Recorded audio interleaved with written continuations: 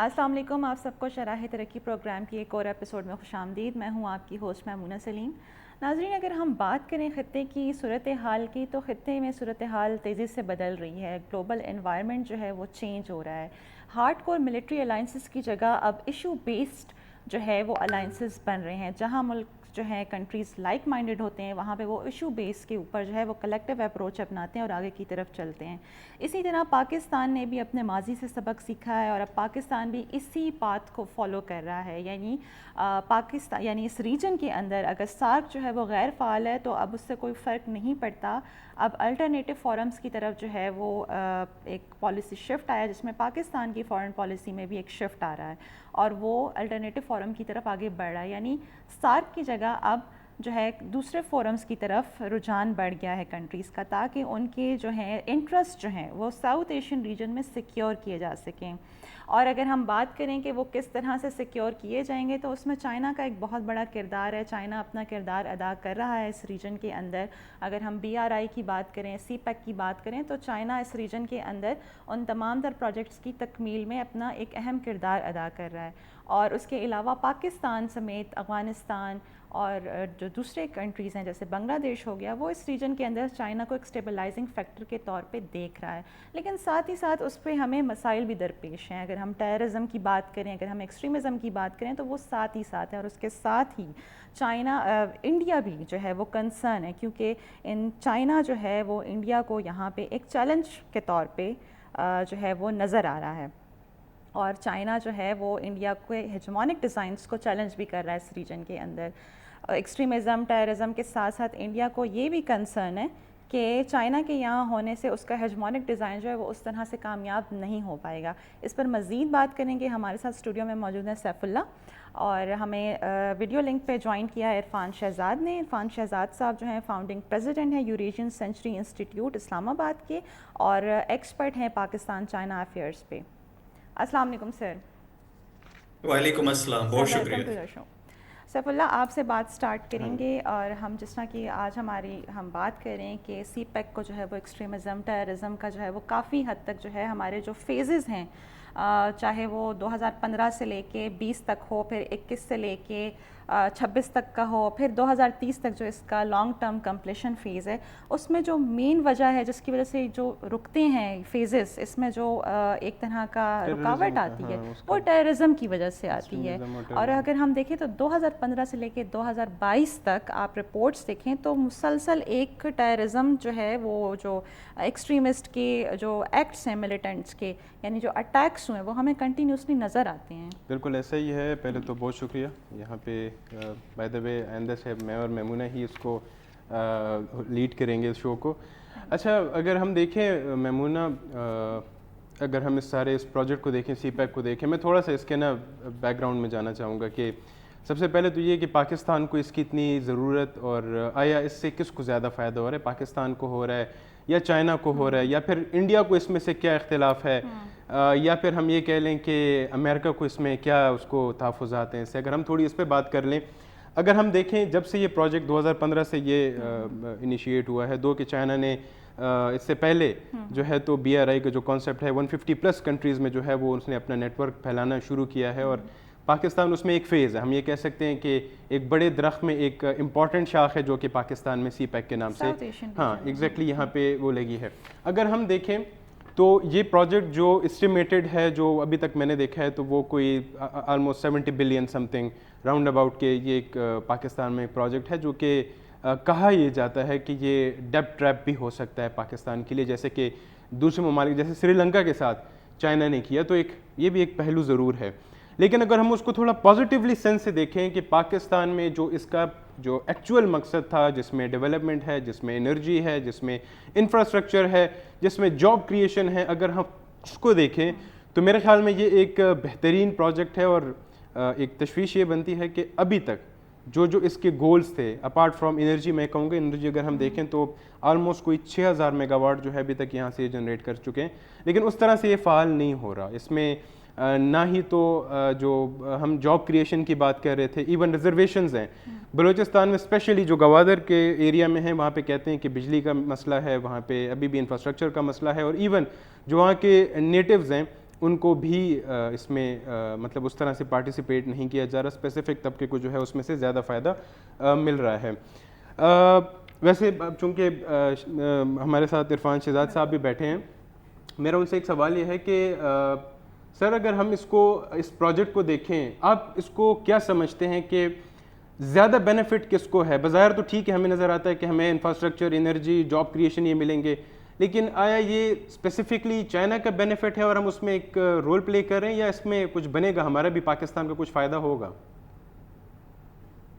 بسم اللہ الرحمن الرحیم. بہت شکریہ آپ کو, آپ نے مجھے اس پروگرام میں لیا. تھوڑا سا اگر آپ مجھے اجازت دیں تو جیسے آپ نے بیک گراؤنڈ بیان کیا, میں اس پہ اگر چند الفاظ کہہ سکوں, اجازت ہے مجھے؟ جی ضرور ضرور. اچھا دیکھیے, یہ جو چیزیں ہیں نا کہ پاکستان ایک بہت بڑے پروجیکٹ کی ایک شاخ ہے. میرا خیال ہے اس کو بھی پہلے اس طرح سے ہم کر لیتے ہیں کہ وہ جو 150 یا مور دین 150 کنٹریز ہیں جو بیلٹ اینڈ روڈ انیشیٹو میں اب اس کا حصہ بن چکے ہیں, مجھے یہ کہنے میں کوئی یار نہیں ہے کہ پاکستان ان میں سے بلا شبہ سب سے زیادہ اہم ہے. اس کی ایک خاص وجہ ہے.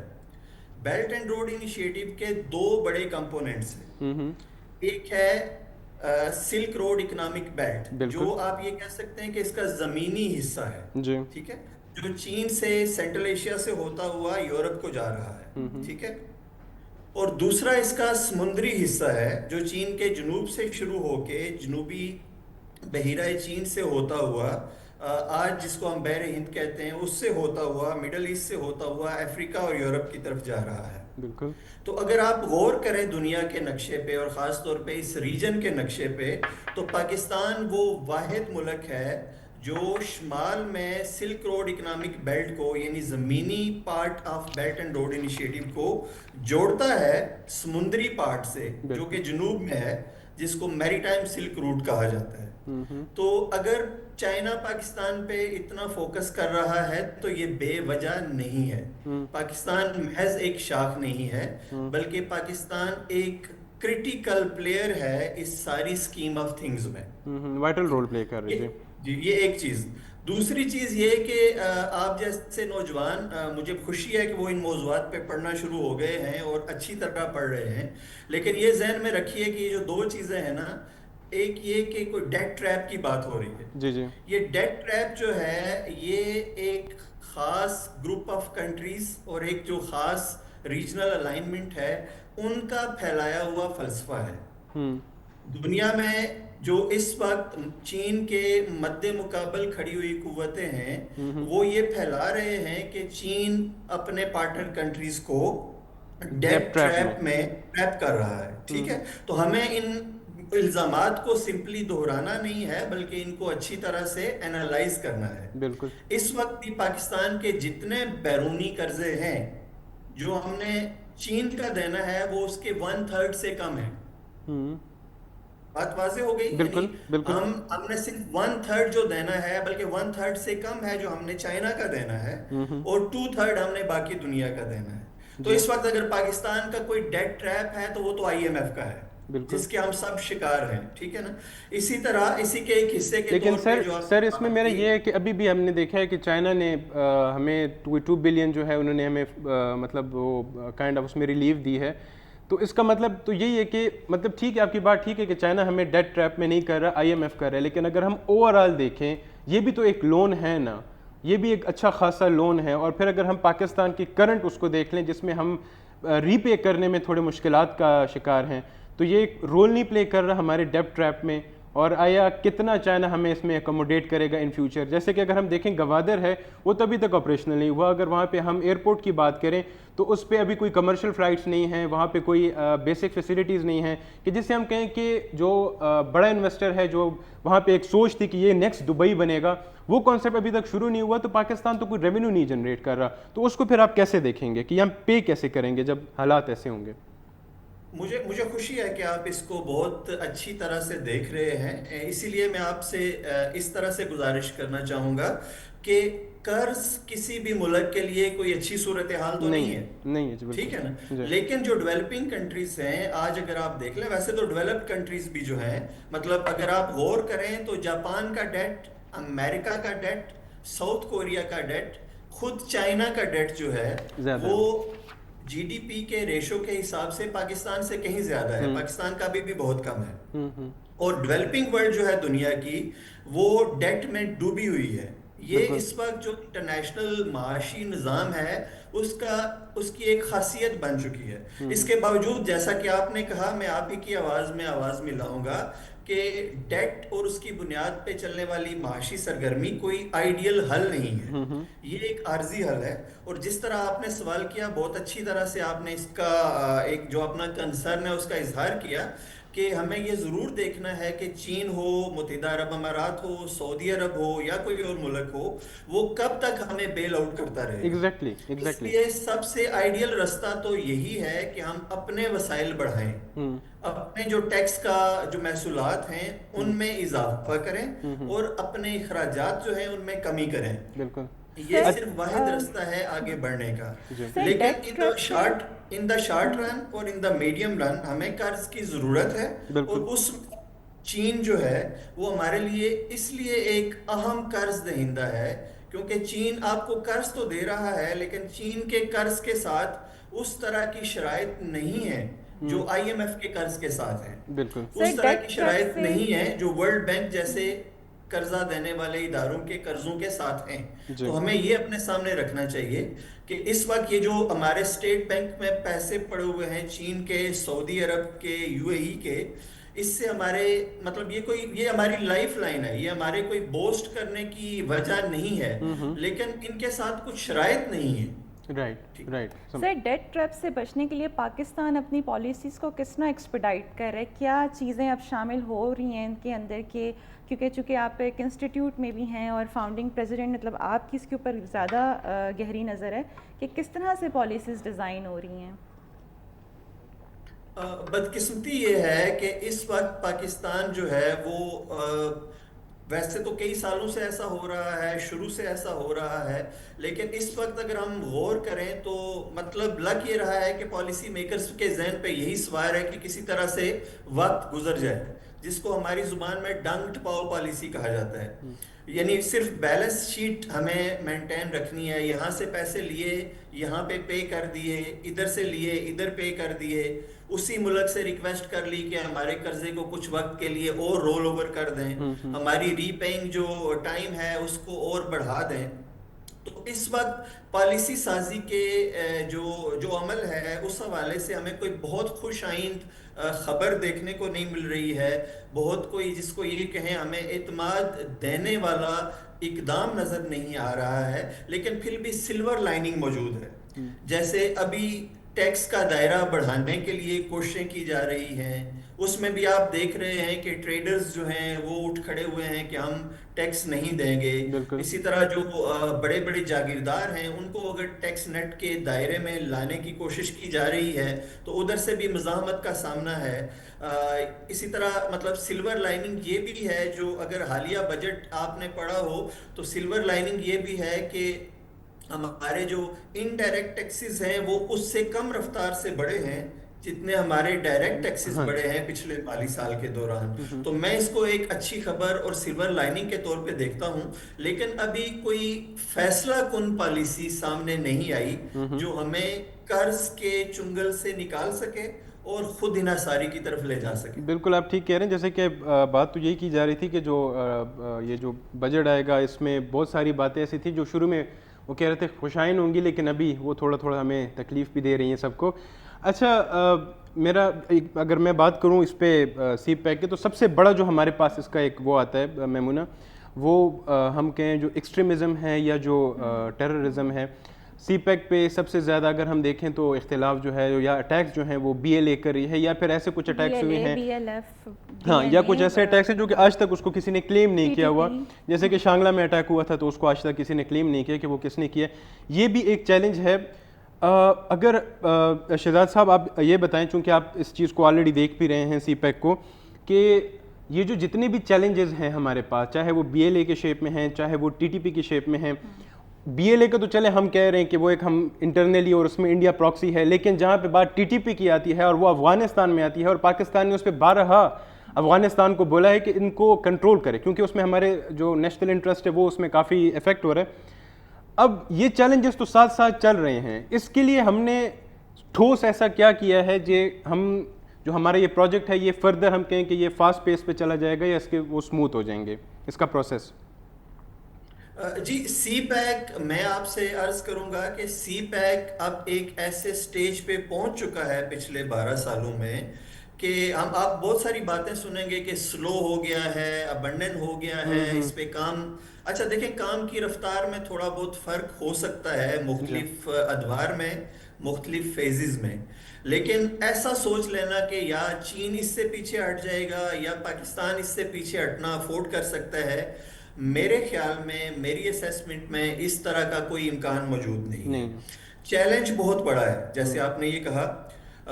بلوچستان میں بلوچ دہشت گردی جو ہے، جن کو بلا شبہ بھارت اور کچھ اور دیگر ممالک بھی سپورٹ کر رہے ہیں، اور ٹی ٹی پی بھی ہم صرف یہ نہیں کہہ سکتے کہ ان کو صرف افغانستان سے سپورٹ ملتی ہے، ان کو بھی پاکستان کے دیگر دشمنوں سے اور چین کے دیگر دشمنوں سے سپورٹ مل رہی ہے، اور اس کے آثار موجود ہیں. اور پاکستان بھی اس کا احساس رکھتا ہے اور بیجنگ یعنی چین بھی اس کا احساس رکھتا ہے، اور دونوں میں یہ اتفاق رائے موجود ہے کہ اس چیلنج کے باوجود سی پیک دونوں ملکوں کے لیے اور ان کے مستقبل کے لیے اتنا اہم ہے کہ اس کو پوری قوت کے ساتھ، پورے اپنے اوریجنل ڈیزائن کے مطابق اور پورے ریزالو کے ساتھ آگے لے کے چلا ہے. اس وقت میں آپ کو بتاتا چلوں، آپ کے علم میں بھی ہوگا کہ بہت جلد اگلے چند دنوں میں، اگلے چند ہفتوں میں پاکستان اور چین کے درمیان جائنٹ کوارڈینیشن کمیٹی کی 14ویں میٹنگ ہونے والی ہے. یہ آپ کے لیے خبر بھی ہے. بہت جلد جو ہے وہ جائنٹ کوارڈینیشن کمیٹی جے سی سی کی 14ویں میٹنگ ہونے والی ہے بیجنگ میں، اور اس میں سی پیک کے حوالے سے اس کو تیزی سے آگے بڑھانے کے لیے، اس کو نئے رخوں پہ چلانے کے لیے، اور اس کو زیادہ سے زیادہ پاکستان کے لیے، پاکستان کی مقامی آبادیوں کے لیے فائدہ مند بنانے کے لیے بڑے بڑے فیصلے متوقع ہیں، اور جلد ہی آپ ان کو ہوتا ہوا، ان کے اعلانات ہوتے ہوئے اور ان کو عمل میں لایا جاتا ہوا دیکھیں گے انشاءاللہ. ٹھیک ہے سر، ہمارے ساتھ بریک کا ایک وقت ہوا ہے. سر ہمارے ساتھ رہیے گا، بریک کا وقت ہوا ہے، بریک کے بعد واپس آ کر اس پر مزید بات کرتے ہیں.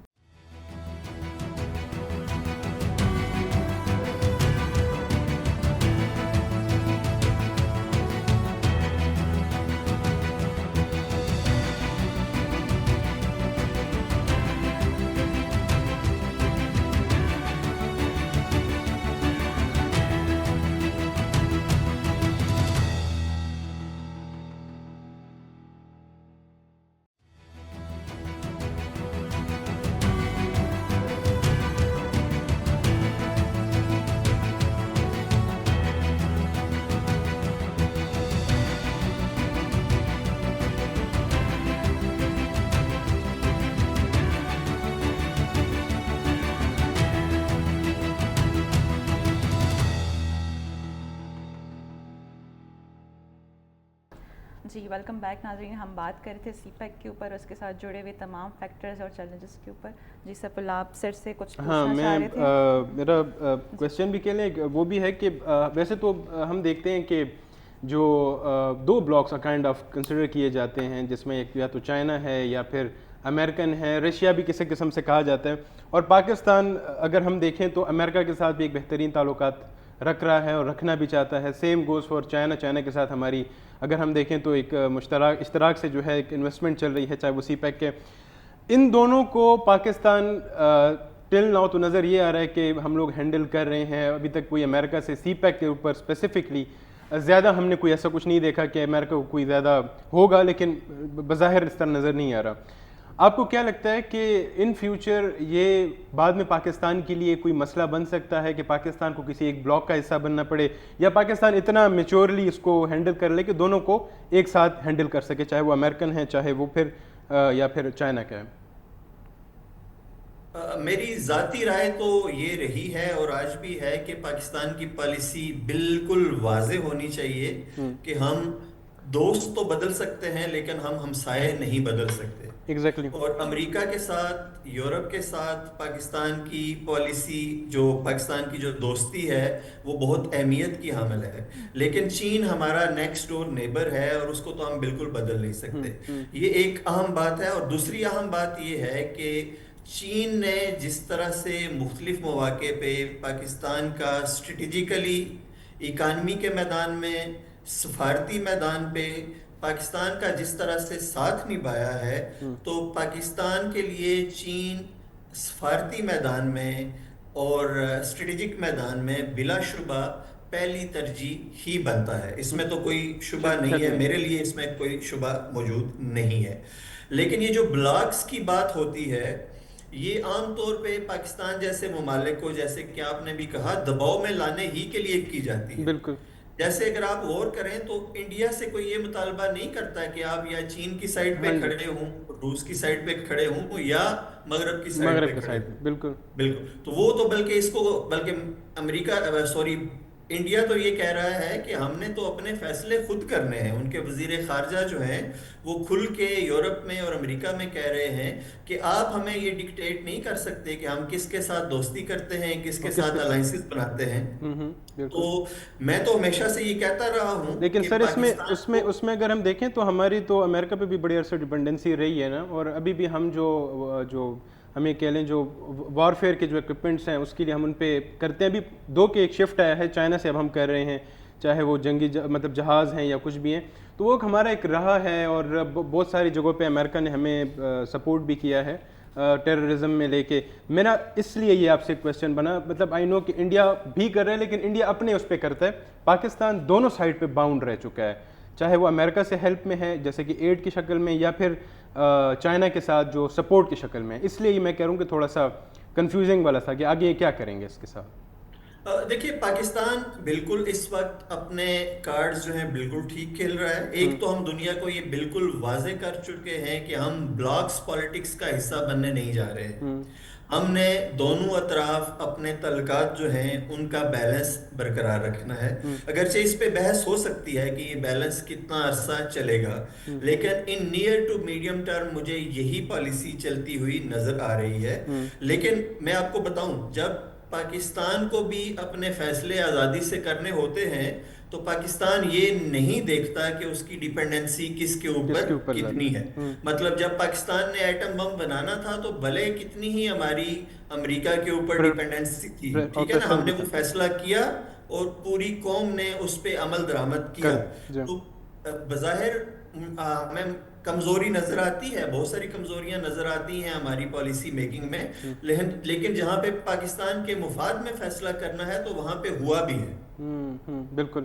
اچھا سر، یہ اگر ہم دیکھیں اس خطے میں، اگر ہم دیکھیں سب سے زیادہ پاپولیشن اسی خطے میں نظر آتی ہے، چاہے وہ چائنا میں ہے، چاہے وہ انڈیا میں ہے، چاہے پاکستان میں، لیکن ساتھ میں ایکسٹریمزم بھی اسی خطے میں نظر آتی ہے. اگر ہم دیکھیں تو یہ ایک ہب بھی ہے بزنسز کا. اگر ہم دیکھیں جیسے کہ چائنا جو ہے مینوفیکچرنگ میں سب سے اچھا ہے، مینوفیکچر کرتا ہے، اور یہ جو ان کے اسپیسیفک جو پروجیکٹس ہیں، چاہے سی پیک ہے یا چاہے بی آر آئی ہے، تو وہ اسی لیے ہے کہ ان کی جو مارکیٹ ہے وہ یورپ اور ان کنٹریز تک ان کا ایکسیس ہو سکے. لیکن ساتھ میں ایکسٹریمزم بھی یہاں پہ اتنی ہی زیادہ ہے. تو یہ اس خطے کے جو ممالک ہیں اس پہ کلیکٹیو کوئی ایکشن کا کیوں نہیں کرتے، اور اگر کبھی سوچا ہے تو کیا ایسی ہرڈلز ہیں یا چیلنجز ہیں کہ یہ پوری نہیں ہو سکی؟ ہم ان تینوں ممالک میں دیکھ لیں تو یہ ایک ایشو رہا ہے. اور سر اسی میں ایڈ کرنا چاہوں گی انہی کے سیف اللہ کے سوال کے ساتھ ہی کہ یہ جو منی لیٹرلزم ہے جو پاکستان ایک اپنی فورن پالیسی میں شفٹ لے کے آیا ہے، تو یہ جو الٹرنیٹیو ہے سارک کا، وہ کتنا جو ہے وہ کارآمد ثابت ہو سکتا ہے اس سارے سچویشن میں؟ دو سوال کے دو حصے ہیں. جیسے آپ نے کہا کہ ایکسٹریمزم اس خطے میں موجود ہے. دیکھیے ایکسٹریمزم کی تعریف جو ہے وہ ہر ملک کے لیے اپنی ہے، ٹھیک ہے نا. جیسے اب ہم ایس سی او کی بات کرتے ہیں تو ایس سی او تو بنی ہی جس کو وہ کہتے ہیں 3 ایولز جو ہے نا، ٹھیک ہے نا. ایکسٹریمزم، ٹیررزم اور سیپریٹزم، اس کے خلاف بنی تھی اور انہوں نے بہت کامیابی سے خود کو چلایا. لیکن ایس سی او کے پلیٹ فارم پہ پاکستان نے یہ واضح کیا ہے کہ اسٹرگل فار سیلف ڈٹرمنیشن جو کہ کشمیر کی ہے، اس کو آپ ٹیررزم یا ایکسٹریمزم سے ایکویٹ نہیں کر سکتے. اگر ہم ایکسٹریمزم کی بات کریں تو اس وقت دنیا میں سب سے زیادہ آبادی کس ملک کی ہے؟ بھارت کی. اور ایک ایکسٹریمسٹ پارٹی کا منتخب وزیر اعظم کس ملک میں ہے؟ وہ بھی بھارت میں. بھارت میں. تو آپ اس کو مطلب آپ دیکھ سکتے ہیں کہ ایکسٹریمزم کی سب سے زیادہ کنسنٹریشن اس خطے میں کہاں پہ ہے. جب آپ باقی خطے کی طرف دیکھیں تو یہاں پہ بھی ایکسٹریمزم کو دو حوالوں سے دیکھا جاتا ہے. اگر آپ باقی خطہ چونکہ زیادہ تر مسلمان ہے، جب آپ ویسٹ ایشیا کی طرف آتے ہیں تو ویسٹ ایشیا میں بھی شیعہ اور سنی کی ایکسٹریمزم پہ جو ڈیفینیشن ہے، جو ڈٹرمینیشن ہے، وہ مختلف ہے.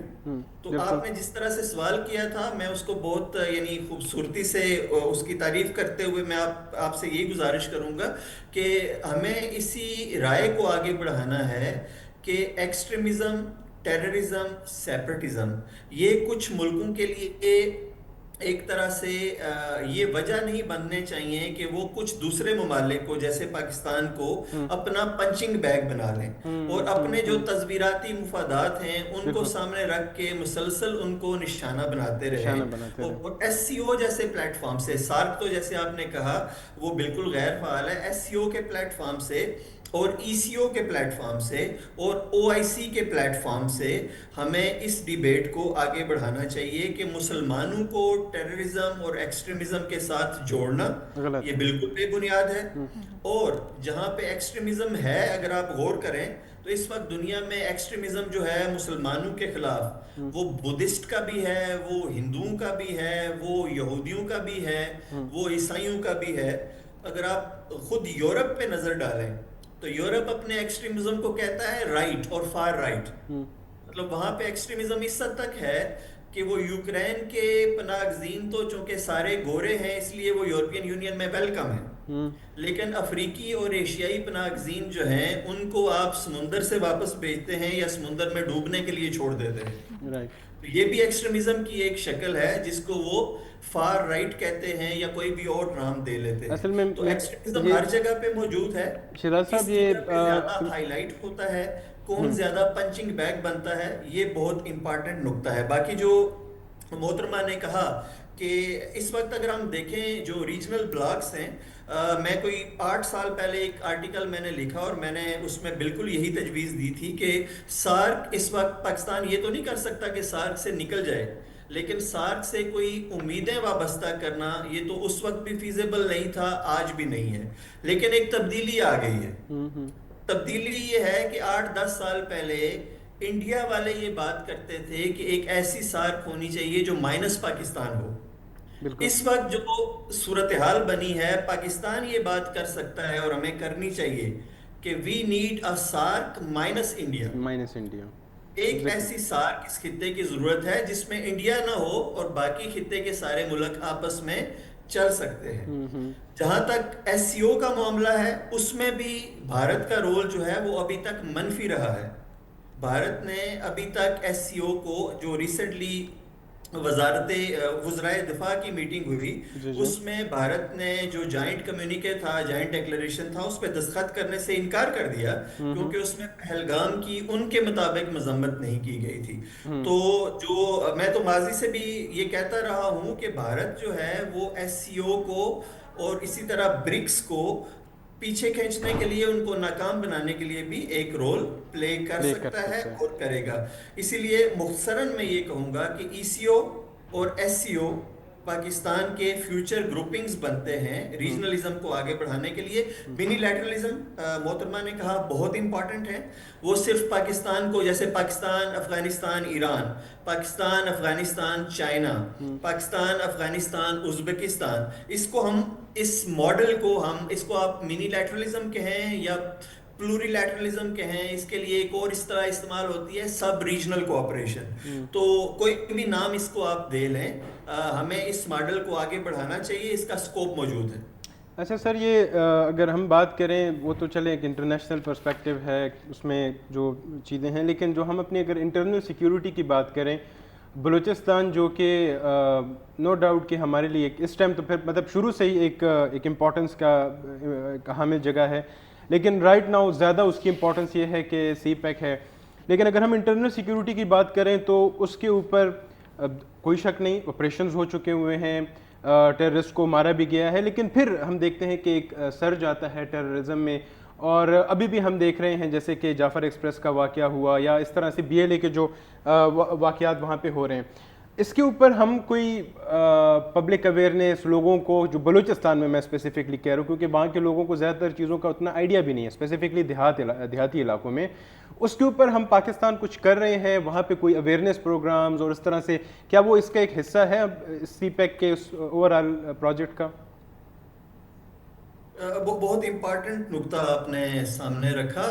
دیکھیے نیریٹو بلڈنگ کسی بھی پروجیکٹ کی کامیابی کے لیے ایک بہت ہی امپارٹنٹ پہلو ہوتا ہے، اور مجھے یہ لگتا ہے کہ جب ہم سی پیک کے تناظر میں بات کریں تو ہم نے نیگیٹیوٹیز کو تو پھیلنے دیا ہے، لیکن جو اس کی پازیٹیوٹیز ہیں ان کو بہت ہی قوت کے ساتھ، مضبوطی کے ساتھ ہم نے سامنے نہیں لایا. اور مطلب کچھ حکومتی سطح پہ فوٹو اپرچونٹیز ہوتی ہیں، کچھ بڑی بڑی کانفرنسز ہوتی ہیں، لیکن جیسے آپ نے کہا میسز کو کیسے یہ پیغام دیا جائے کہ یہ آپ کے لیے مفید ہے. جیسے میں نے بہت پہلے گلگت بلتستان کے کچھ نوجوانوں کے ساتھ بات کرتے ہوئے یہ کہا، جیسے نوجوانوں کی فکر تھی کہ ہمیں اس میں کیا فائدہ ہے، تو میں نے ان سے کہا کہ چلیں آپ یہ چھوڑ ہی دیں کہ آپ کے ہاں کوئی انڈسٹری لگتی ہے، آپ کے ہاں کوئی بڑی انویسٹمنٹ آتی ہے، آپ صرف یہ سمجھ لیجئے کہ ایک ٹرک جو ہے وہ خنجراب سے انٹر ہو رہا ہے اور کوہستان میں جو ہے وہ انٹر ہو رہا ہے، پاکستان میں داخل ہو رہا ہے. تو یہ جو 600-700 کلومیٹر آپ کے علاقے سے ٹرک گزرے گا، کیا اس سے آپ کو کوئی فائدہ نہیں ہوگا؟ کوئی ریسٹورنٹس نہیں چلیں گے، پیٹرول پمپس نہیں چلیں گے، ٹول پلازاز نہیں چلیں گے، ٹائر شاپس نہیں چلیں گی، کھانے نہیں کھائیں گے لوگ. تو یہ ایک طریقہ ہے میسج کو بتانے کا. جیسے آپ نے تھوڑی دیر پہلے بلکہ انٹرو میں آپ نے کہا نا کہ دبئی بھی بن سکتا تھا گوادر، ہم سوچ کہا رہے تو یہی تھے. جاتا تھا. جی جی ہاں، لیکن دبئی کا ایک ایڈوانٹیج ہے نا جی کہ دبئی میں کوئی BLA نہیں ہے، دبئی میں کوئی TTP نہیں ہے، دبئی میں کوئی براس نہیں ہے. اور ایک اس سے بھی زیادہ بڑا ایڈوانٹیج یہ ہے کہ دبئی کے شیخ جو ہیں وہ بہت طاقتور تو ہیں، لیکن وہ ہمارے سرداروں کی طرح معدنیات بیچ کے خود نکال کے بیچنے پہ نہیں تلے ہوئے. تو وہ معدنیات کو، جو ان کی معدنیات ہوں، ان کی پوری اپنی جو قوم ہے اس کے فائدے کے لیے استعمال کرتے ہیں. تو میں سارا وزن اسی پہ بھی نہیں ڈالوں گا پالیسی سازی میں. ویسے شہزاد صاحب یہاں سے ایک بات میرے ذہن میں آئی ہے، جیسے یہ عرب ممالک کرتے ہیں ہم پاکستانیوں کے ساتھ، یہ جتنے بھی چاہے انڈینس کے ساتھ کریں، کہ اگر ہم وہاں پہ جاب لینے بھی جاتے ہیں تو کوئی کفیل ڈھونڈنا پڑتا ہے ہمیں. یہ ماڈل پاکستان نے ویسے کیوں اس کو سوچا نہیں؟ اگر یہی چائنیز کو تو یہاں پہ نیشنلٹی بھی مل رہی ہے، حالانکہ وہ نہیں کرے، یہی سیم ماڈل اگر ہم کرتے تو شاید زیادہ ہمارے لوگ امپاورڈ ہوتے، ان کو زیادہ فائدہ ملتا. اس کے بارے میں آپ کیا کہتے ہیں؟ دیکھیے پاکستان، اگر یہ تاثر ہے نا کہ پاکستان کسی کو نیشنلٹی دے رہا ہے اس وجہ سے کہ وہ پاکستان میں سرمایہ کاری کر رہا ہے، تو میرے پاس تو اس کا کوئی ثبوت نہیں ہے. میں نے دیکھے میں نے کبھی خبروں میں نہیں دیکھا، لیکن میں نے چائنیز کے ساتھ پاکستانی کارڈ دیکھا ہے. I'm not sure کہ وہ اوریجنل ہے یا جعلی ہے، لیکن میں نے دیکھا ہے. اوریجنل بھی ہیں، آپ بالکل ٹھیک کہہ رہے ہیں. پاکستان میں آ کے اگر کوئی پاکستانی خاتون سے شادی کرتا ہے یا کوئی خاتون آ کے پاکستانی مرد سے شادی کرتی ہے تو وہ ہماری نیشنلٹی کے لیے پھر کوالیفائی کرتے ہیں، اور اس پروسیس سے گزر کے اگر کوئی نیشنلٹی لے رہا ہے تو وہ لے سکتا ہے. اس طرح تو ہمارے بھی بہت سارے لوگ بیرون ملک جا کے، ہمارے مرد بھی اور ہماری یورپین خواتین کنٹریز میں جی وہ نیشنلٹی حاصل کرتے ہیں. لیکن یہ جو آپ نے اہم بات کی، کفیل والا ماڈل جو ہے اس کی مختلف شکلیں پاکستان کے لیے ہو سکتی ہیں کہ جو بھی سرمایہ کار آئے ہم اس کے سامنے یہ شرط رکھ سکتے ہیں کہ آپ کی کم از کم امپلائمنٹ اتنی جو ہے وہ پاکستانیوں کی لازمی ہوگی، کم از کم اتنا شیئر جو ہے اونرشپ کا وہ پاکستانی کا لازمی ہوگا. اس طرح کا ماڈل بنایا جا سکتا ہے اور بنایا جانا چاہیے. جی بالکل. اچھا، ایکسٹریمزم پہ اور جیسے ہم یہ بات کریں، یہ کچھ جو بلوچستان میں عناصر ہیں اور جو وہ ایکٹیولی اس چیز کو پرسو کریں، مطلب وہ ایک فیک وہ چلا رہے ہیں کہ پورے پاکستان کا جو ریسورسز ہیں وہ بلوچستان سے جاتے ہیں، جو کہ حقیقت کے بالکل برعکس ہے. ایسا نہیں ہے، چاہے وہ ہم ڈفرینٹ معدنیات میں دیکھ لیں. لیکن باوجود اس کے کہ ان لوگوں کو ہم اریسٹ بھی کر لیتے ہیں، ان لوگوں کے اوپر ہم آپریشنز بھی کر لیتے ہیں، انٹرنل سیکیورٹی کی بات کر رہا ہوں, ان کے اوپر ایک فل فلیج آپریشن کیوں نہیں کیا جاتا بلوچستان میں, تاکہ ان کو جیسے اس سے پہلے آپریشن ہوا تھا, سوری اس ٹائم میرے نام ذہن سے نکل گیا, تو کہ ان کو کمپلیٹلی وائپ آؤٹ کیا جائے, اور اس کے بعد ہمارے جنرل صاحب نے بھی کہا تھا کہ 1500 لوگ ہیں, تو ان کو ہم لوگ کیوں کمپلیٹلی وائپ آؤٹ نہیں کرتے اور اپنے جو ڈیولپمنٹ ہے اس کو آگے لے کے جاتے ہیں؟ میرا خیال یہ ہے, مجھے اس کے آثار نظر آ رہے ہیں کہ ان کو کمپلیٹلی وائپ آؤٹ کرنے کا ارادہ وفاقی سطح پہ بھی اور صوبائی سطح پہ بھی مشورے سے بنا لیا گیا ہے. اور آپ کا یہ کنسرن بالکل ٹھیک ہے کہ ہم ایک جامع پالیسی, ایک جو جامع آپریشن ہے اس کی طرف کیوں نہیں جاتے, تاکہ ہمیشہ کے لیے اس مسئلے سے یا کم از کم ایک لمبے عرصے کے لیے اس سے جان چھڑائیں. لیکن میرا خیال ہے اس میں عوامی رد عمل ہی جو ہے اور عوامی غیظ و غضب جو ہے وہی اس وقت ایک عنصر ہے کہ شاید اس سے یہ تاثر نہ بنے کہ جو پہلے سے بھی موجود ہے, اگرچہ بالکل غلط ہے, کہ پنجاب کی اکثریت والی فوج وہ بلوچوں کے خلاف ایک فل فلیج آپریشن کر رہی ہے. تو اس طرح کے تاثر کو بچانے کے لیے میرے خیال میں احتیاط سے کام لیا جا رہا ہے. لیکن جہاں تک ان کو کچلنے کا معاملہ ہے, مجھے یہ نظر آ رہا ہے کہ اس میں اگلے کچھ عرصے میں آپ کو رعایت نظر نہیں آئے گی. Right right right. ایک بریک کا وقت ہوا ہے. عرفان صاحب آپ ہمارے ساتھ رہیے گا, ایک بریک لیتے ہیں, پھر بریک کے بعد واپس آتے ہیں.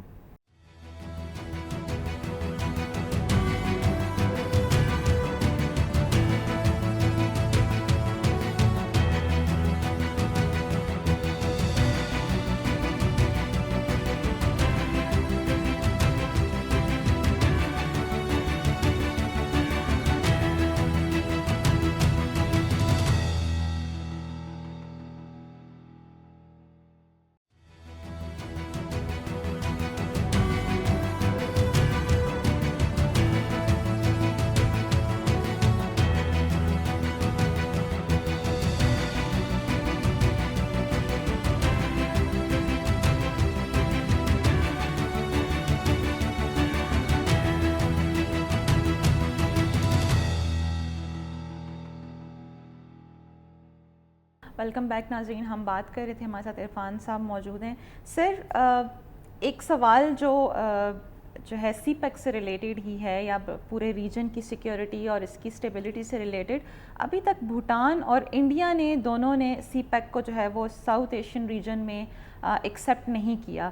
تو آپ کو کیا لگتا ہے فیوچر میں یہ دونوں کنٹریز جو ہیں وہ ایکسیپٹ کریں گے سی پیک کو؟ دو چیزیں ہیں. ایک تو یہ کہ انڈیا جو ہے وہ بھوٹان کی فارن پالیسی کو کمپلیٹلی جو ہے وہ کنٹرول کرتا ہے, اس لیے یہ دونوں ایک ہی ہیں. جب آپ انڈیا اور بھوٹان کہتے ہیں تو یہ دو ممالک نام کے تو ہیں لیکن پالیسی میں یہ ایک ہی ہے. اور دوسری بات یہ ہے کہ انڈیا کا مسئلہ صرف بیلٹ اینڈ روڈ انیشیٹو کے اس حصے سے ہے, یعنی سی پیک سے ہے, جو پاکستان سے گزرتا ہے, جو پاکستان کو فائدہ پہنچاتا ہے, یا جس کے بارے میں انڈیا یہ کہتا ہے کہ یہ ایسے متنازع علاقے سے گزرتا ہے, گلگت بلتستان سے, جس پہ انڈیا کا بھی کلیم ہے. اگرچہ یونائٹڈ نیشنز جنرل اسمبلی بھی خود انڈیا کے اس کلیم کے باوجود بیلٹ اینڈ روڈ انیشیٹو کو انڈورس کر چکی ہے کہ یہ دنیا کے لیے انٹیگریشن کا اور ریجنل کوآپریشن کا ایک بہت بڑا منصوبہ ہے. جہاں تک انڈیا کو فائدہ ہوتا ہے, جیسے برکس بھی تو چائنا کا انیشیٹو ہے, جس کو آپ Brazil, Russia, India, China and South Africa کہیں, اس میں تو بھارت شامل ہے. اس سے بھارت کو کوئی معاملہ نہیں ہے, مسئلہ نہیں ہے, بلکہ بھارت میں کا اس میں مسئلہ یہ ہے کہ پاکستان بھی اس میں شامل نہ ہو جائے. اسی طرح جو ایشین انفراسٹرکچر انویسٹمنٹ بینک بنایا ہے چائنا نے, اس کا بھی چائنا کے بعد دوسرا سب سے بڑا شیئر ہولڈر انڈیا خود ہے, اس میں بھی انڈیا کو کوئی مسئلہ نہیں ہے. اسی طرح جو ہے وہ انڈیا چین کے ساتھ ایک اور انیشیٹو ہے جس کو BCIM کہا جاتا ہے, بنگلہ دیش, چائنا, انڈیا, میانمار. تو یہ سی پیک سے بھی پہلے کا ہے, اس میں بھی بھارت جو ہے وہ موجود ہے, اور چائنا کے ساتھ کوآپریٹ کر رہا ہے ریجنل لیول پہ. سو انڈیا کا مسئلہ سی پیک نہیں ہے, انڈیا کا مسئلہ BRI نہیں ہے, انڈیا کا مسئلہ پاکستان ہے. تو جہاں جہاں پاکستان کو فائدہ ہو رہا ہوگا, انڈیا اس کے رستے میں روڑے اٹکانے کی اور اس پہ سوالات کھڑے کرنے کی کوشش ضرور کرے گا. تھینک یو ویری مچ سر, آپ کے وقت کا بہت بہت شکریہ. اچھا, اگر میمونہ ہم دیکھیں تو سر نے, شہزاد صاحب نے بڑی اچھی باتیں کی, اور مطلب اس میں کوئی شک نہیں کہ یہ جو سی پیک ہے یہ پاکستان کے لیے ایک گیم چینجر ہے. صرف پاکستانی اس خطے کے لیے ایک پورے ایک گیم چینجر ہے. اگر ہم دیکھیں پہلے جو چائنا کا جو ٹریڈ تھا وہ جو جس روٹ سے تھا کافی لمبا پڑتا تھا, اس سے جو کاسٹ کٹنگ ہو جائے گی, اور کاسٹ کٹنگ سے زیادہ میں اگر پاکستان کی بات کروں تو جو یہاں پہ دو کے چائنیز پروڈکٹس, لیکن ہمارے پاس بھی امید ہے کہ کچھ جو پرائسنگ ہے وہ کم ہو جائے گی اس کے لیے. 45 ڈیز سے جب آپ 1 ویک کے ڈسٹینس پہ آ جاتے ہیں تو it's a huge difference. Exactly cost cutting ہوتی ہے. پھر دوسری بات یہ کہ گوادر پورٹ اور وہ جو گرم پانیوں کا جو سمندر ہمارا ہم بات کرتے ہیں, آپ نے دیکھا کہ لاسٹ اس میں مڈل ایسٹ میں جو کانفلکٹ تھی, جو ٹینشن تھی, اس کی وجہ سے سویس کینال بند ہوئی, اسٹریٹ آف ہارمز بند ہوا, وہاں پہ ساری ٹریڈ جو ہے وہ رک گئی تھی. بالکل. تو ایسی سچویشن میں آپ کے پاس پھر یہ والا جو روٹ ہوتا ہے, یہ یہاں پہ ایک آپ کے پاس ایک آپشن بچتا ہے کہ بغیر کسی انٹرپشن کے آپ کی ٹریڈ جو ہے وہ وہاں سے جاری رہے, کیونکہ ٹریڈ جو ہے وہ چلے گی تو معیشت جو ہے وہ آگے چلے گی. اس کے لیے بہتر ہے. پاکستان میں کبھی اگر ہم دیکھیں, یہ صرف مطلب وہی بات ہے جیسے انہوں نے کہا کہ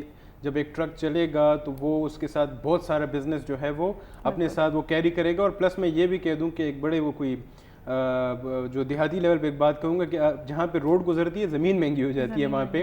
تو یہ جس علاقے سے گزرے گا, چاہے بلوچستان کی اگر ہم بات کریں, پورے بلوچستان سے جب اتنا ایک بڑا پروجیکٹ گزرے گا تو اس کے آس پاس کی جو زمینیں ہیں وہاں پہ اس کی obviously اس کی ویلیو بڑھے گی, وہاں پہ بزنسز آئیں گے.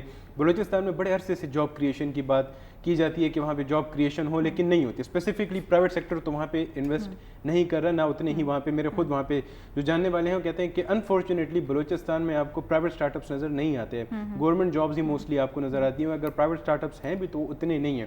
تو یہ ایک میرے خیال میں جو بلوچستان کا ایک شروع سے ایک رہا تھا کہ بلوچستان میں ڈیولپمنٹ نہیں ہوتی, تو میرے اب ڈیولپمنٹ یہ ہو رہی ہے. اور اس ڈیولپمنٹ کو اب بلوچستان کے عوام بھی اس کو سمجھے کہ یہ ان کے لیے کتنا فائدہ مند ہے. یہ جتنی ڈیولپمنٹ ہوگی وہاں پہ جو یہ روڈز جائیں گے, اس کے ساتھ ساتھ obviously یہ صرف روڈز نہیں ہیں, وہاں پہ ان کے لیے جو ان کے اکنامک زونز جو بنائے گئے ہیں, وہاں پہ جو آفیسز بنیں گے, وہاں پہ جاب کریشنز ہوں گی. اور یہ میں بتا دوں جو ایک یہ بھی غلط تاثر ہے کہ بلوچستان کے لوگوں کو اس طرح سے اکوموڈیٹ نہیں کیا جاتا. اسلام آباد میں یونیورسٹیز کی حد تک بات کروں گا کہ یونیورسٹیز میں ایک اسپیسیفک کوٹا دو کہ یہ کوئی ڈیفائنڈ اتنا شاید نہیں ہے, لیکن ہر ڈپارٹمنٹ بلوچستان کے اسٹوڈنٹس کو پریفر کرتا ہے, اور یہ سیم جاب میں بھی ہے. بالکل. مسئلہ وہاں پہ آتا ہے کہ جب آپ میرٹ پہ کام نہیں کر رہے ہوتے, جب آپ اسٹوڈنٹس کو بھیجتے ہیں اسکالرشپ پہ, آپ میرٹ کا خیال نہیں رکھتے, آپ کوٹاز تو دیتے ہیں لیکن وہ نیپوٹزم بیسڈ ہوتا ہے, تو وہاں پہ جب بچے جا کے اپنا کام کر کے واپس آتے ہیں تو وہ اس طرح سے وہ مائنڈ سیٹ لے کے واپس نہیں آتے, وہ اسکلڈ اس طرح سے کریٹ کر کے نہیں آ رہے ہوتے. بلوچستان کی تو میں یہ کہوں گا, بلوچستان میں ایک ایشو ہے, وہاں کی بہت ٹیلنٹڈ مطلب یوتھ ہے, اس میں کوئی شک نہیں ہے, لیکن جو وہاں پہ رہ رہے ہیں ان کی وہاں پہ اتنی اچھی brought up in a sense educational وہ نہیں ہوئی. اس کی وجہ ہے کہ وہاں پہ اس طرح سے یونیورسٹیز نہیں ہیں یا اس طرح کا انفراسٹرکچر نہیں ہے, لیکن ہاں اس طرح کے پروجیکٹس جو ہیں ڈیفینیٹلی یہ وہاں پہ ایک بہتر چینج اور وہ جو ہے تو ان کے لیے ایک بہتری لا سکتی ہے. لیکن وہی بات کہ جو ایکسٹریمزم ہے یا جو ایکسٹریمسٹ ایلیمنٹس ہیں یا جو ٹیررسٹ ایلیمنٹس ہیں, چاہے وہ BLA ہے, پھر وہاں پہ اگر ہم بات کریں مارنگ بلوچ ٹائپ کی جو کہ خود ڈاکٹر بن گئی ہیں, اور اگر آپ ان کو دیکھ لیں اور پھر باقی بلوچوں کو دیکھ لیں, وہ اپنے سارے بینیفٹس اٹھا رہی ہے. جو انٹرنیشنل جو ان کو فنڈنگ ہوتی ہے پروپیگنڈے کے لیے, چاہے وہ دہشت گردی کے لیے, آپ نے دیکھا ہوگا مارنگ بلوچ ہر دہشت گردی باڈی کو کلیم کرنے آ جاتی ہے. آپ نے اگر یہ دیکھا, وہ ہر جو بھی BLA کا بندہ مرتا ہے تو وہ کلیم کرنے آ جاتی ہے کہ یہ وہ مسنگ پرسن ہے اور اس کو مار دیا گیا. وہ اپنا ایک پراکسی چلا رہے ہیں, چاہے وہ انڈیا کی ہے, چاہے وہ اور ایسے ممالک جو کہ پاکستان مخالف ہیں. تو بلوچستان کے عوام کو اب اس چیز کو خود ایسیس کرنے کی ضرورت ہے. گوادر بن رہا ہے, گوادر میں obviously جو وہاں پہ لیبر obviously کسی کوٹے کے ساتھ ہی ہوگا, لیکن بلوچی لوگوں کو وہاں پہ پریفرنس ملے گی, اسی طرح سے جاب کریشن میں ملے گی, اسی طرح سے جو وہاں پہ اسٹارٹ اپس بنانا چاہتے ہیں ان کے لیے بھی پریفرنسز ملیں گی. تو یہ ایک اچھا وہ ہے. اب بات وہی آتی ہے کہ اس کے کمپلیشن کی بات ہے. ہم تو یہی کہیں گے کہ یہ ٹائم پہ کمپلیٹ ہو جائے اور اس کے جو فیزز ہیں وہ ٹائملی جائیں, تاکہ جو پاکستان کا جو ایک بظاہر تو ایسے ہی لگتا ہے کہ یہ شاید ہم اس ڈیپ سے کبھی نکل ہی نہ پائیں, کیونکہ ہمارے جو ٹیکس کلیکشنز ہیں, جو ہمارے یہاں پہ کرپشن کے اسکینڈلز چلتے ہیں, ابھی آپ نے دیکھا ہوگا کوہستان میں جو کے پی کے گورنمنٹ نے اربوں روپے کی کرپشن کی ہے, تو ایسے حالات میں بڑا مشکل ہی لگتا ہے.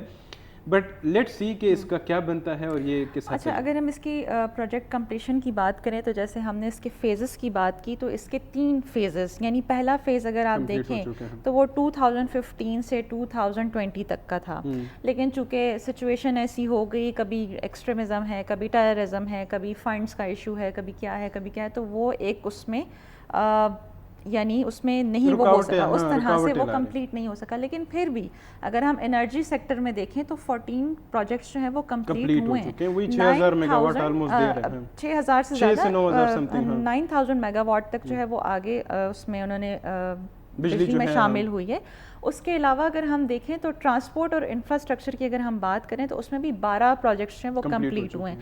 مین ایشو یہ ہے کہ جیسے ہم بات کر رہے ہیں ٹیررزم کی, تو وہ ان جگہوں پر ہے جہاں سے یہ روٹ گزرتا ہے. آپ پسنی دیکھ لیں, آپ گوادر دیکھ لیں, آپ تربت دیکھ لیں, حب دیکھ لیں, کیچ دیکھ لیں, ان 2015 سے لے کے 2022 تک مسلسل جو ہے وہ B L A, B L F, B N A وہاں پہ اٹیکس کر رہی ہے. تو اس سچویشن میں چائنیز کی بھی سیکیورٹی ایٹ اسٹیک ہے, اپنے لوکل بندوں کی بھی سیکیورٹی ایٹ اسٹیک ہے. تو اس کے لیے پروونشل گورنمنٹ کو آگے آنا بہت ضروری ہے. ایک بہت ہی بالکل اسٹریٹ فارورڈ پالیسی ہونی چاہیے کہ کوئی ٹالرنس نہیں ہے, زیرو ٹالرنس فار ٹیررزم, تاکہ یہ چیزیں جو ہے وہ آگے چل سکیں. بالکل ایسا ہی ہے. ہوپ تو یہی کرتے ہیں کہ ایسے جتنے بھی پاکستان کے لیے اگر ہم دیکھیں تو یہ پروجیکٹ صرف وہی بات ہے کہ صرف پاکستان میں نہیں, افغانستان کے ساتھ بھی چائنا کا کافی اچھے وہ چل رہے ہیں. اور وہ میرے خیال میں اپنا ایک مطلب ایک پرسپیکٹیو بھی دوں گا کہ شاید ایک الٹرنیٹیو بھی وہ سوچ رہے ہوں, کیونکہ یہاں پہ جتنے چیلنجز ہیں اور اس چیلنجز سے نپٹنے کے لیے اس میں یہی کہوں گا کہ جو ہمارے جو صحافی طبقہ ہے وہ ان چیزوں کو ایلیبریٹ کریں, ان چیزوں کو ایکسپلین کریں. اور پھر وہی ایک بات کہ جو پبلک اویئرنیس ہے بلوچستان میں اس کی سب سے زیادہ ضرورت ہے. وہاں کا جو لوکل بندہ ہے, میں آپ کو ایک بات بتاؤں گا, میں نے یہاں پہ اکثر بلوچستان سے جو ڈائریکٹلی آئے ہیں, جنہوں نے اس سے پہلے کبھی اسلام آباد میں وقت نہیں گزارا, کبھی ان سے آپ انٹریکٹ کریں, ان کا ایک پرسپیکٹیو ہے ہمارے بارے میں. وہ کہتے ہیں کہ یہ شاید ہمارے ساتھ کوئی ظلم کر رہے ہیں, اس کے اوپر کام کرنے کی ضرورت ہے. اور اگر ہم یہ کہوں کہ بلوچستان میں جا کے آپ نہیں کر سکتے, ان کو بلا کے یہاں پہ ان کو اسکالرشپس دیں, جابس دیں, ان کو یہاں پہ اکاموڈیٹ کریں, ان کو یہاں پہ ان کے جو ایک کلچر ہے وہ یہاں پہ ایک بار ڈسیمینیٹ ہوگا, وہ ہمیں جانیں گے واپس. جب آپ نے دیکھا کہ ایسے بہت سارے جو آئی لینڈز ہیں جس پہ اسٹون ایج کے کلچرز تھے, تو وہاں سے لوگوں کو یہ مطلب ایکسپیریمنٹس ہوئے کہ ان سے بلا کے ان کو یہاں پہ دنیا کے طور طریقے سکھا کے, زبان سکھا کے واپس بھیج کے اس جگہ کو انہوں نے ڈیولپ کیا ہے. تو سیم ہم یہاں پہ بھی کر سکتے ہیں, دو کہ وہ اسٹون ایج نہیں ہے بلوچستان میں, لیکن یہاں پہ بلا کے ان کو ٹریننگ دے کے جب وہ اپنے علاقوں میں واپس جائیں گے تو آبویسلی کچھ پازیٹیو چینج اور وہ چیزیں وہ اس میں لا سکتے ہیں. بالکل. صرف ہم اسلام آباد کی اگر بات کریں یا پاکستان میں بلوچستان کے علاوہ اور ہم پروونسز کی بات کریں تو وہ ایک سائڈ پہ, لیکن بلوچستان میں خود بھی اب ایک ڈیجیٹل میڈیا کا وہاں پہ ایک ہے, ایک وہاں پہ آپ دیکھیں تو وہاں پہ ہر جگہ نہیں وہاں پہ ہے, اس کی ایک ہر جگہ پہ نہیں ہے, وہاں پہ انٹرنیٹ کے بھی ایشوز ہیں, انٹرنیٹ کے بہت ایشوز ہیں. آپ وہاں سے مین کوئٹہ سے اگر آپ آگے جائیں, مین کینٹ ایریا سے یا کہیں بھی آگے جائیں, تو آپ کو اس طرح سے نیٹ کا ایشو, نیٹ کے سگنلز کا ایشو ہوتا ہے. آپ اس طرح سے وہاں پہ وہ چیزیں نہیں دیکھ سکتے جو ایک ہم کہتے ہیں کہ ہاں بھائی ہمیں ایک پروگرس نظر آ رہی ہے. اس کے لیے یہ ہوتا ہے کہ وہاں کے جو یوتھ ہے آپ اس کو انجیکٹ کریں, اسٹریم لائن کریں, آپ ان کو ایز این ایمبیسڈر لیں, ان کو ٹرین کریں میڈیا کے اندر, اور اچھی ان کو ایک انسینٹیو دیں تاکہ ان کو یہ نہ لگے کہ وہ واقعی میں بالکل یہ ایک سپریٹ سا سیگمنٹ ہے اپنے ہی اس کے اندر, پروونس کے اندر یا اپنے ہی کنٹری کے اندر. وہاں پہ نیریٹو بلڈنگ کی بہت ضرورت ہے. سر نے بھی جیسے بات کی, آپ نے بھی سوال اٹھایا, اس کے علاوہ ڈیجیٹل ڈپلومیسی کی بڑی سخت قسم کی ضرورت ہے. تو یہ ساری چیزیں جو ہیں یہ ہوں گی تو پھر ہی کچھ نہ کچھ جو ہے وہ آگے بنے گا. جی ناظرین, ہمارے ساتھ موجود تھے سیف اللہ, اور ساتھ ہی ساتھ ہمارے ساتھ ویڈیو لنک پہ ہمیں جوائن کیا تھا عرفان شہزاد نے, جو کہ فاؤنڈنگ پریزیڈنٹ ہیں یوریشین سینچری انسٹیٹیوٹ اسلام آباد کے, اور ایکسپرٹ ہیں پاکستان چائنا افیئرس کے اوپر. نیکسٹ پروگرام میں آپ سے ملاقات ہوگی. اللہ حافظ.